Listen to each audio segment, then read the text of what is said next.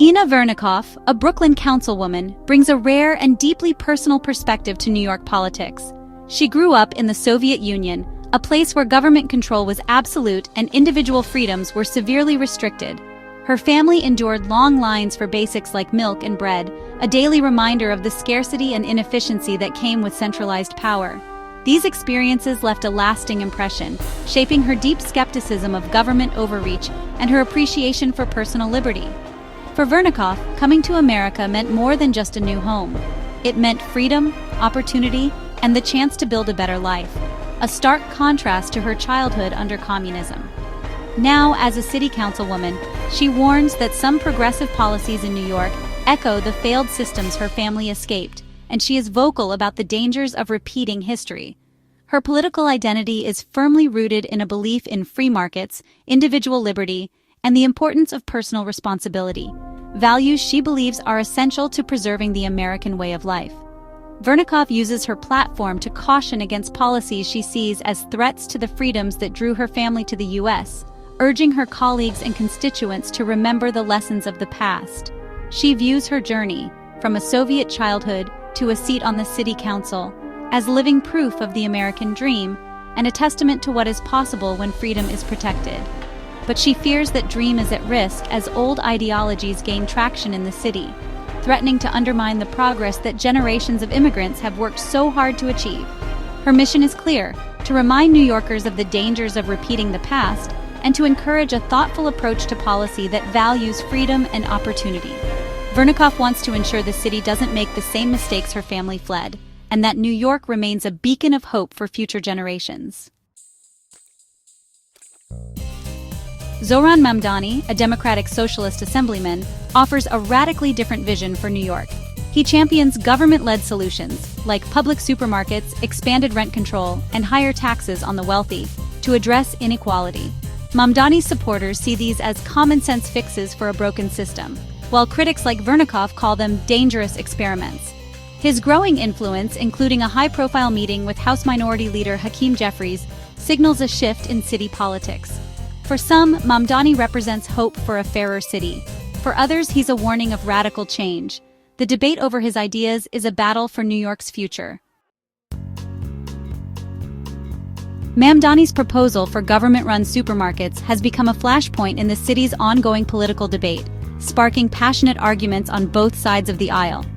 Supporters argue it's a bold solution to persistent food deserts, aiming to ensure that all New Yorkers, regardless of income or neighborhood, have reliable access to healthy, affordable food options. They point out that private supermarket chains often ignore low-income neighborhoods, leaving residents with few choices and sometimes forcing them to travel long distances just to buy groceries. Opponents like Vernikoff, however, see troubling echoes of her Soviet past: empty shelves, inefficiency, and layers of government bureaucracy that stifle innovation and responsiveness. She argues that government simply can't run supermarkets effectively, warning that such a move could lead to more red tape, longer lines, and a slow slide toward central planning. For Vernikoff, it's competition and private enterprise, not government control, that drive abundance, variety, and real choice for consumers. This debate highlights a core divide in the city: compassionate intervention for the vulnerable versus a deep-seated fear of state overreach and loss of personal freedom. Mamdani's supporters call access to food a basic human right, while Vernikoff's camp warns it's a dangerous step backward that could undermine the city's dynamism. In many ways, the supermarket fight is a microcosm of New York's broader ideological struggle between bold new ideas and the lessons of history, between equity and efficiency. The Vernikoff-Mamdani clash extends far beyond personal rivalry, touching on the core issues of public safety and the evolving identity of the Democratic Party in New York and beyond. Vernikoff warns that Mamdani's proposed policing reforms, such as cutting NYPD funding and reallocating resources, could undermine public order, potentially leading to chaos and driving out the city's vital tax base, which supports essential services. Many residents, especially in neighborhoods affected by crime, want strong policing to feel safe, while progressives argue that investing in social services and community programs is a better path to long-term safety and justice. This deepening rift is splitting the Democratic Party, with moderates growing uneasy about the party's leftward shift and the potential alienation of traditional voters. Vernikoff claims it's no longer the party of JFK, and political strategists warn that if the divide continues, it could even lead to a dramatic party breakup or realignment. Moderates now feel trapped between their loyalty to the party and growing concern over what they see as increasingly radical policies, unsure of how to move forward.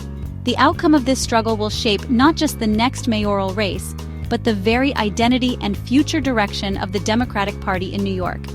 As New York stands at a political crossroads, the choices made here could signal a national realignment, influencing the Democratic Party's path across the country for years to come. The debate over Mamdani's mayoral bid is a defining moment for New York. One path leads to expanded government and social democracy, the other to free market principles and strong law enforcement. Supporters of each side see the stakes as existential, either correcting deep inequality or risking the city's prosperity. The city is divided along ideological and generational lines, with both sides fearing the consequences of the other's vision. What happens in New York will ripple across the country and the world. The choice New Yorkers make will shape the city's identity for generations. The stakes have never been higher.